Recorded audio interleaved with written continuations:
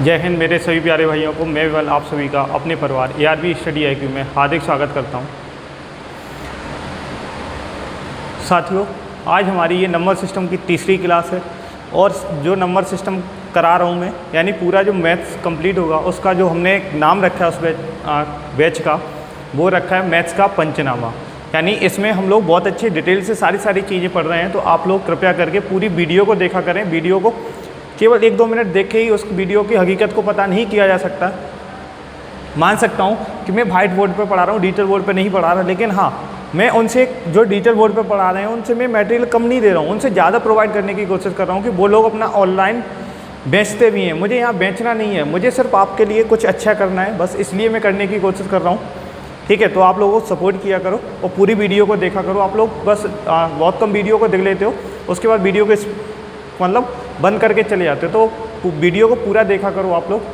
बहुत अच्छी चीज़ें आप लोगों के लिए लेके आया हूँ मैं। बहुत ढेर सारी मैंने नई चीज़ें इसमें ऐड की हैं, आप लोगों ने अभी नहीं पढ़ी होंगी। ठीक है, कुछ बच्चों ने पढ़ रखी होंगी, कुछ ने शायद अभी नहीं पढ़ी होंगी।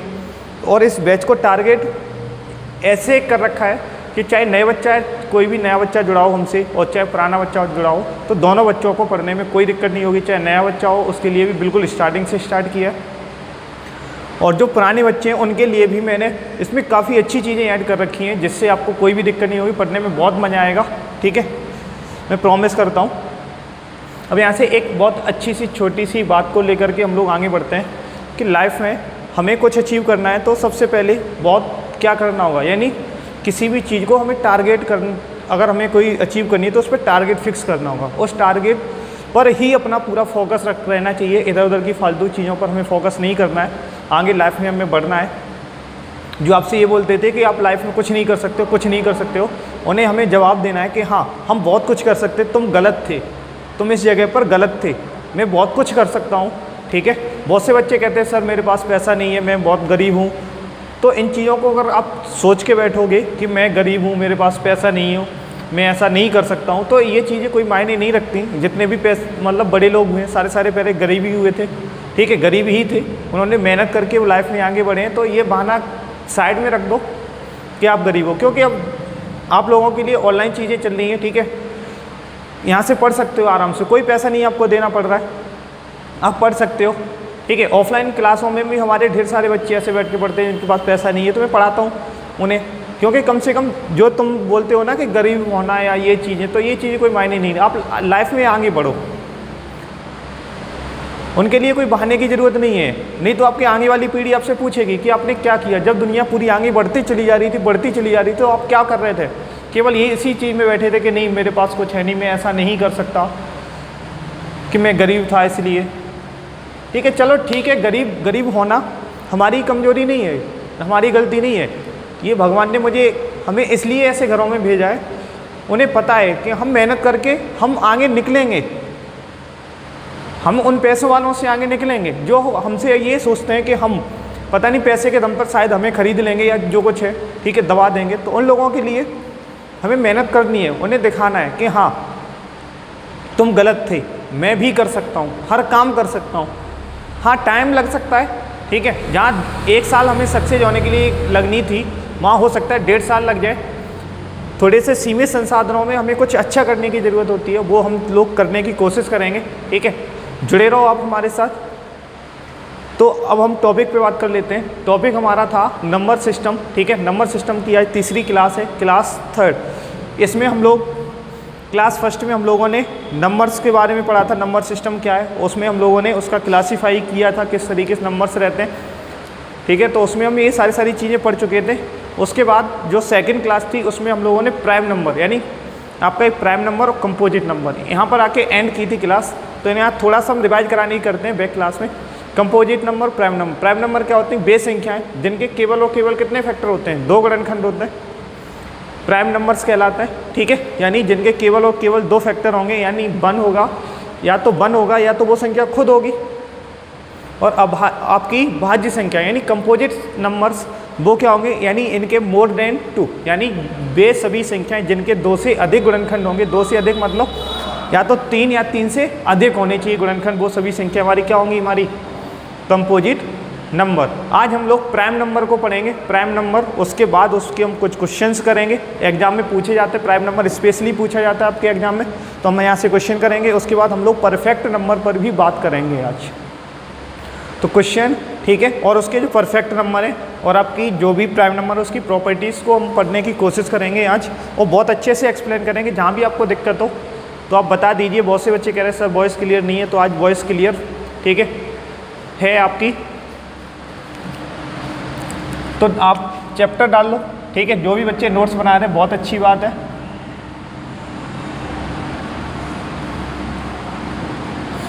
नंबर सिस्टम,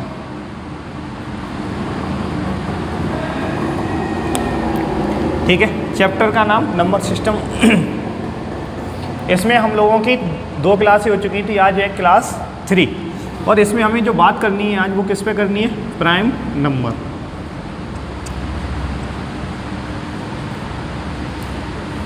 प्राइम नंबर यानी आपकी अभाज्य संख्याएं।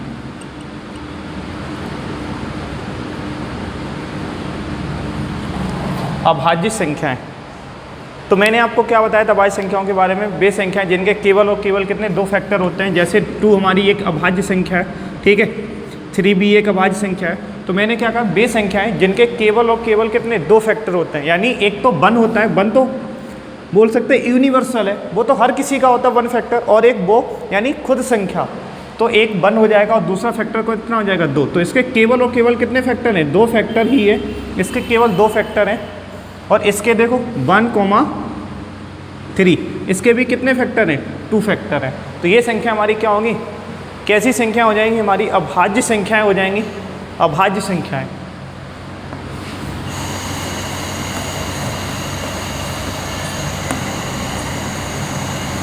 ठीक है, अभाज्य संख्याएं। अच्छा है, यहाँ से आगे हम लोग और बात करते हैं, 1 सेकेंड रुकना।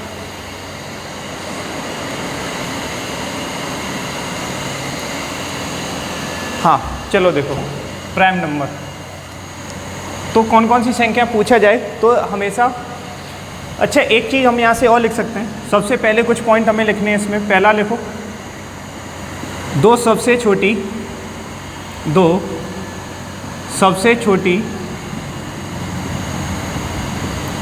2 सबसे छोटी अभाज्य संख्या है,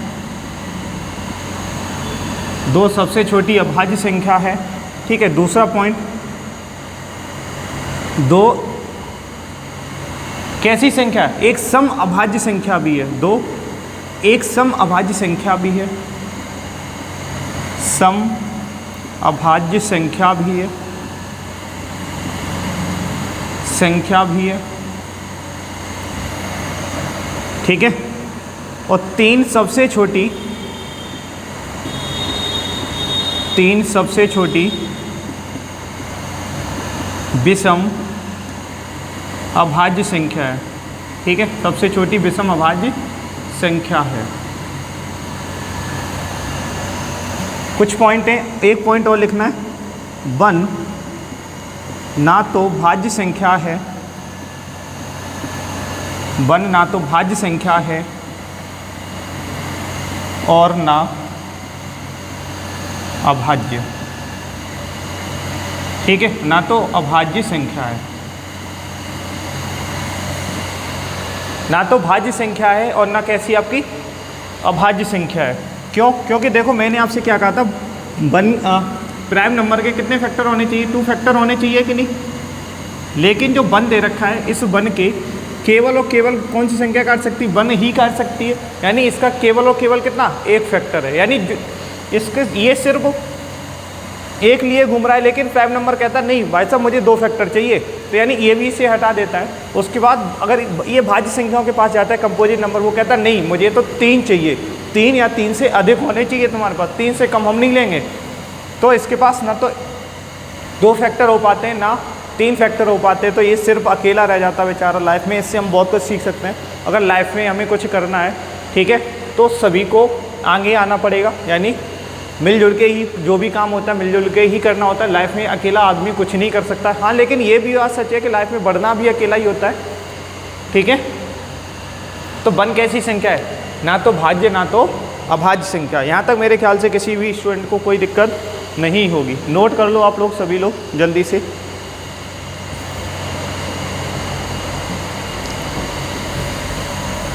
उसके बाद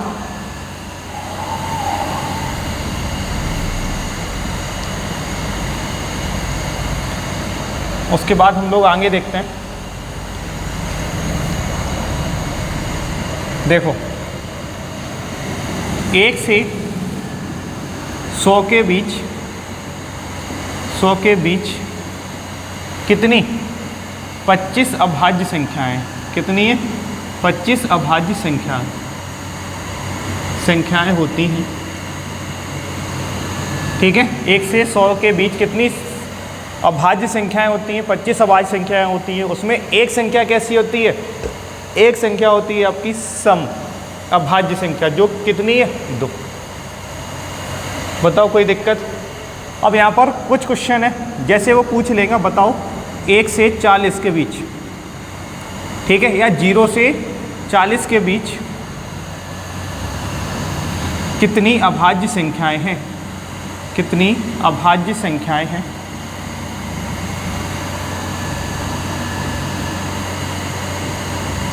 कितनी अभाज्य संख्याएं हैं। तो इसके लिए हम लोगों ने नेक्स्ट क्लास में यानी क्लास 2nd में हम लोगों ने एक शॉर्ट ट्रिक पढ़ी थी। उसके लिए मैंने कहा भी था आप लोग याद कर लेना। वो शॉर्ट ट्रिक क्या थी आपकी, यानी 44 22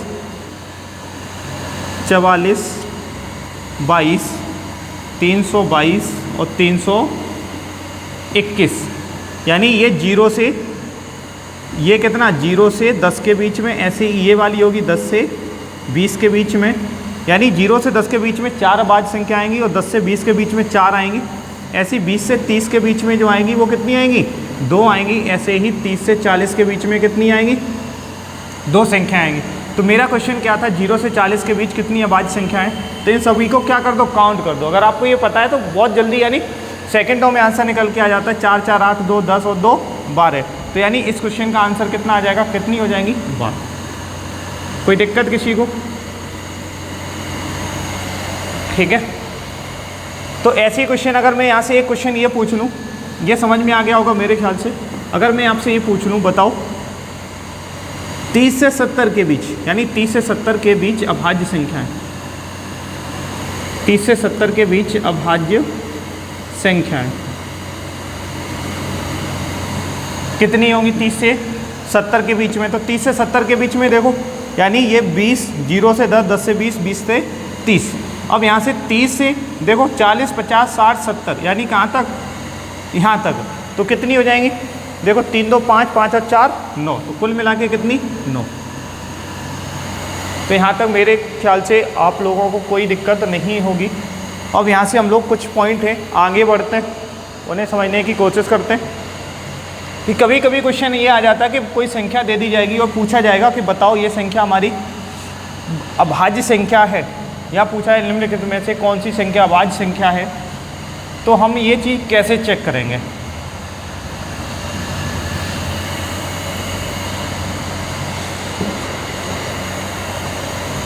जैसे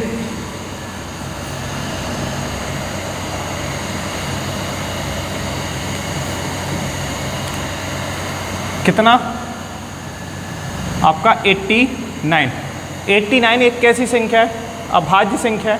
ठीक है, ये हमें चेक करना है कि 89 अभाज्य संख्या है या नहीं। तो इसके लिए हमें क्या करना होगा कि इससे बड़ी, यानी ये हमें ये चेक करना है ये अभाज्य संख्या है या नहीं। ठीक है, अभाज्य संख्या है या नहीं। तो हमें क्या करना है कि जो 89 दे रखा है, यानी कोई सी भी संख्या दे रखी है, इसकी जगह 89 की जगह कोई सी भी संख्या हो सकती है। उसके लिए हमें क्या करना होगा कि इसके जो भी फैक्टर हैं, मतलब सॉरी इसका इससे बड़ा, यानी इससे जस्ट बड़ा हमें एक वर्गमूल लेना है, एक ऐसी संख्या लेना है जो किसी ना किसी संख्या का वर्ग हो। जैसे ये देखो 89 से कौन सी संख्या स्क्वायर होती है बड़ी, यानी 100 क्या है, कितने की स्क्वायर है, 10 का स्क्वायर है। तो यहाँ से हमें क्या करना है, इसका हमें अंडर रूट लेना है, यानी इससे बड़ा स्क्वायर देखना है, उसका हमें रूट ले लेना। ये रूट कितना आ गया 10, यानी इसके हमें फैक्टर करना है, इसके हमें फैक्टर कर लेने। ठीक है, सॉरी फैक्टर नहीं, यानी इससे छोटी कौन कौन सी, 10 से छोटी कौन कौन सी हमारी अभाज्य संख्या है।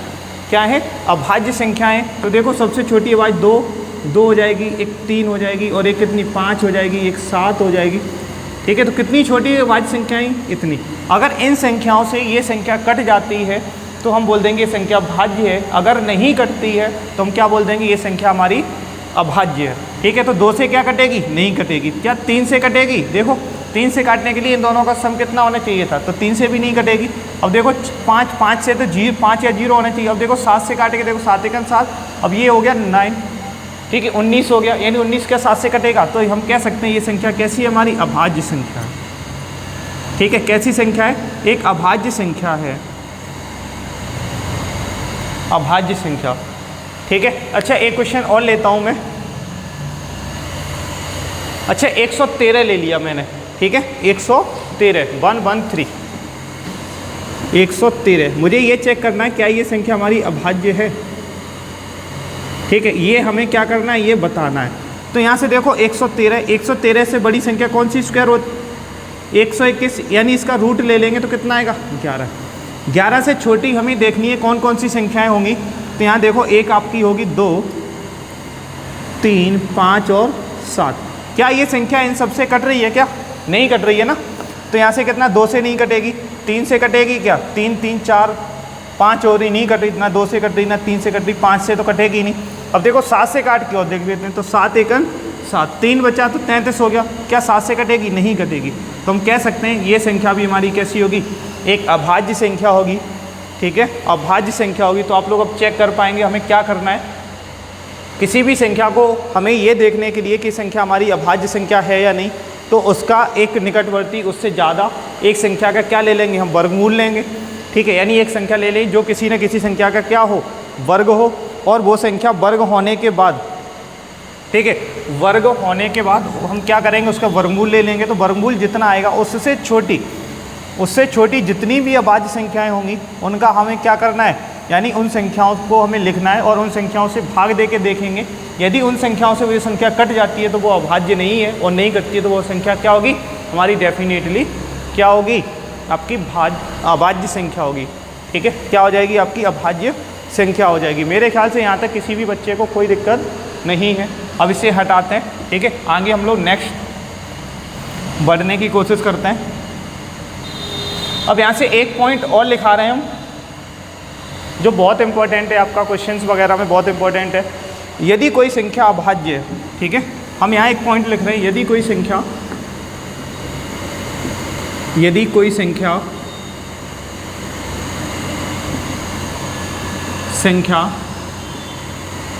अभाज्य है,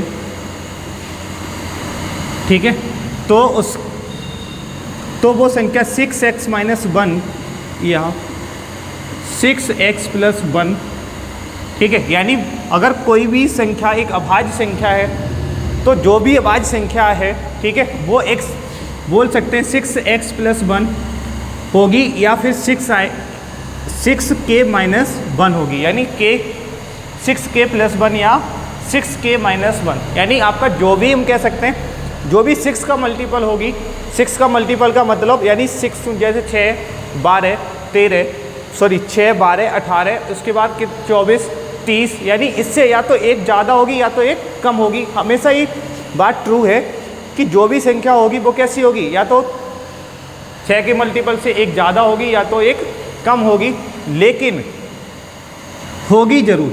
ठीक है, लेकिन ऐसा नहीं है कि जो भी संख्या हम 6x + 1 के फॉर्म में लिख सकते हैं वो हमारी अभाज्य संख्या ही हो, ये ज़रूरी नहीं है। लेकिन ये ज़रूरी है कि जो भी अभाज्य संख्या होगी वो हमारी इसी फॉर्म में होगी, 6k + 1 या 6k - 1।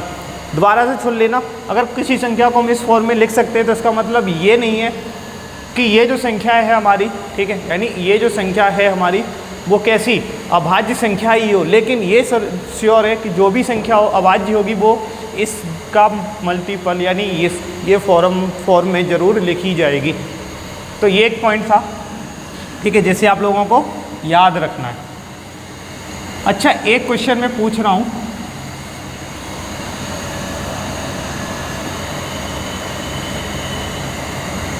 दो अभाज्य संख्याओं का योग एक क्वेश्चन नया है, दो अभाज्य संख्याओं का योग 81 है, 81 है,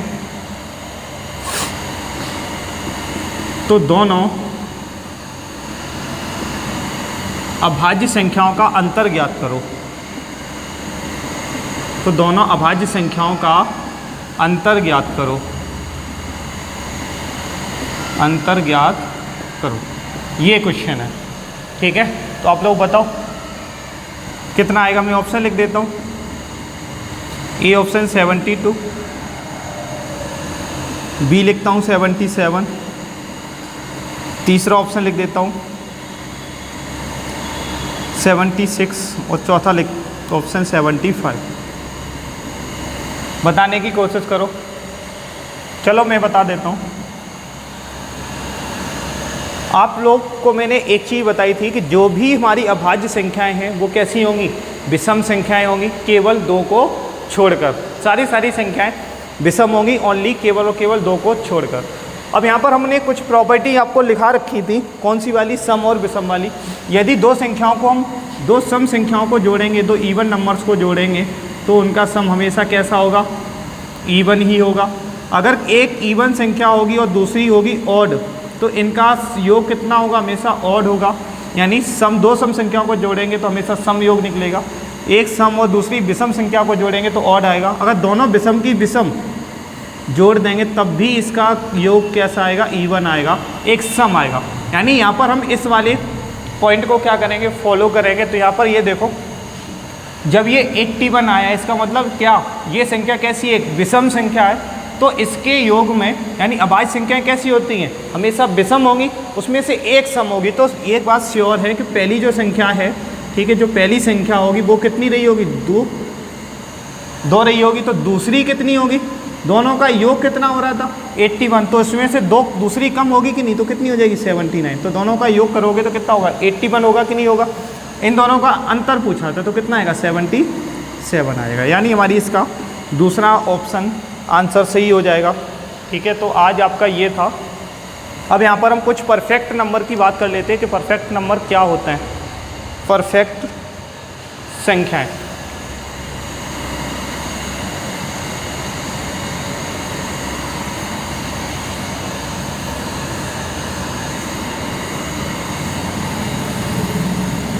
परफेक्ट नंबर यानी जो परफेक्ट संख्या होती है, बहुत गिनी चुनी नंबर्स होते हैं। ठीक है,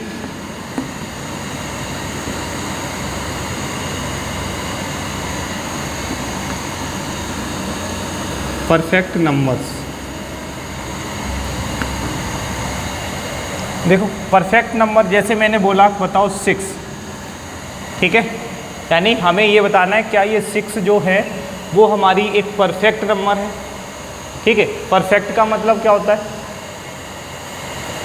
देखो यानी अगर इसके हम फैक्टर करें, इस 6 के अगर हम फैक्टर करें, समझ लेना बहुत अच्छे तरीके से, तो इसके फैक्टर क्या होंगे, 1 आएगा, 2 आएगा, 3 आएगा और कितना आएगा, 6 आ रहा है।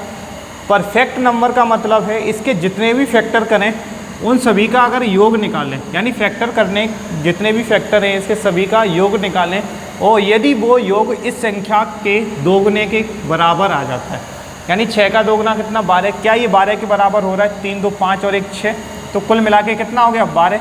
ये संख्या का दोगुना है कि नहीं, बिल्कुल है। ठीक है, तो हम बोल सकते हैं क्या जो 6 है हमारा, 6 है, वो हमारा परफेक्ट नंबर है। ठीक है, परफेक्ट संख्या है एक।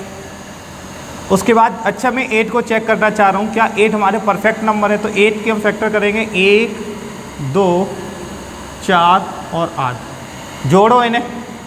ठीक है, इन्हें जोड़ लो, 1 2 4। अच्छा यहाँ पर देख लो क्या कोई दूसरी संख्याएं तो नहीं छूट रही हैं, कोई छूट तो नहीं रहा। 1 से कटेगा, 2 से कटेगा, 4 से कटेगा, 8 से कटेगा, इसके अलावा क्या किसी से कटेगा, नहीं कटेगा। तो इन्हें जोड़ो, 4 4 और 2 6 और 1 7, 7 और 8 कितना हुआ, 15।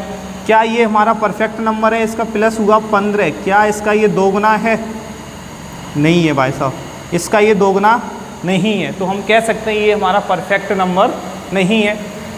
ठीक है, अच्छा मैं लेता हूँ अब 28 को, कितना, 28। क्या ये संख्या हमारी परफेक्ट है, हम देख लेते हैं इसके फैक्टर करते हैं कितना, 1 2, 1 से कटेगा, 2 से कटेगा, उसके बाद 4 से कटेगा कि नहीं, 7 से कटेगा, ठीक है, 14 से कटेगा, और किससे कटेगा, 28 से। और देख लो क्या किसी से कट रहा है। अब मैंने क्या कहा था, इसके फैक्टर करने के बाद इन फैक्टर्स का हम सम करेंगे। तो 14 तो ये हो गया 14, ठीक है, और ये कितना हो गया 4 और 3 7, 7 7 14, 14 14 28, और 28 कितना हो गया 42। ये संख्या इससे दोगुनी है कि नहीं, ठीक है, बिल्कुल है। तो हम कह देंगे एक हमारा कितना 6 भी कैसी संख्या है, एक परफेक्ट संख्या है, एक 28 भी हमारी कैसी संख्या है, एक परफेक्ट नंबर है। तो हमें अगर कोई भी संख्या परफेक्ट निकालनी है तो हमें निकाल पाएंगे।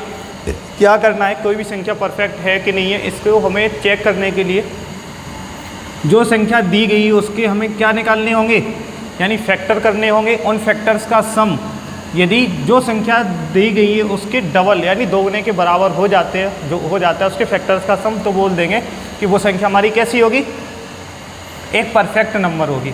या फिर हम ऐसे कह सकते हैं कि इसकी जो 6 से छोटे मल्टीपल हैं उन्हें ले लें, यानी मैंने यहाँ से 6 को दबा दिया, इन सब का योग कितना हो जाए, इसके बराबर हो जाए, 3 2 5 और 1 6, यानी ये दोनों अगर आपस में ये बराबर हो जाए तब तो भी हम बोल सकते हैं कि ये संख्या कैसी है, परफेक्ट है, ठीक है। क्योंकि ये संख्या जोड़ते ही सीधी सी बात है वो डबल हो जाएगा, क्योंकि 6 और फिर 6 12 तो हो गया। ऐसे ही इसका देखो ये भी 28 और 28 जोड़ेंगे तो कितना 42। तो आई होप आपको यहाँ तक सारी चीज़ें क्लियर समझ में आ गई होंगी। जिस भी बच्चे को कोई भी दिक्कत है, ठीक है, तो कमेंट बॉक्स में कमेंट करके बता दें, उसका सॉल्यूशन ज़रूर किया जाएगा।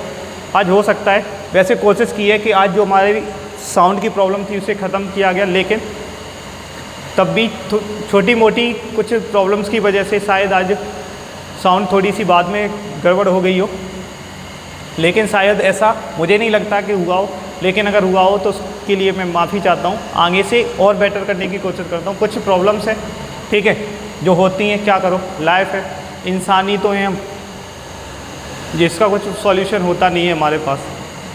चलो ठीक है, बाद में मिलते हैं नेक्स्ट क्लास में। हाँ, जिस भी स्टूडेंट ने चैनल को सब्सक्राइब नहीं किया हो, वीडियो को लाइक नहीं किया, वीडियो को लाइक कर दे, चैनल को सब्सक्राइब कर दे और अपने जो भी दोस्त वगैरह उन्हें शेयर कर दे, क्योंकि आपको भी लग रहा होगा कि मैं बहुत मेहनत कर रहा हूँ आपके इसके लिए, ठीक है, क्योंकि सारी चीज़ें आपकी कंप्लीट हो जाएँ। ये चीज़ें आपको लोग पेड बैच में देते हैं, वो मैं आपको फ्री में देने की कोशिश कर रहा हूँ। बस आप लोगों का सपोर्ट है, वीडियो को ज़्यादा से ज़्यादा शेयर करें और सब्सक्राइब करवाएं चैनल को। सोच रहा हूँ, ठीक है, कि जल्दी से जल्दी हम लोग लाइव आने की कोशिश करें, उसके बाद हम लोगों को पढ़ाने में और भी मज़ा आएगा। अभी थोड़े टाइम की दिक्कत है, इस वजह से थोड़ा नहीं हो पा रहा है, लेकिन आई होप बहुत जल्दी ही हम ऑनलाइन भी मिला करेंगे, ठीक है। वहाँ पढ़ने का एक बात ही अलग है। तो मिलते हैं नेक्स्ट क्लास में, तब तक के लिए bye bye, okay bye, take care, love you.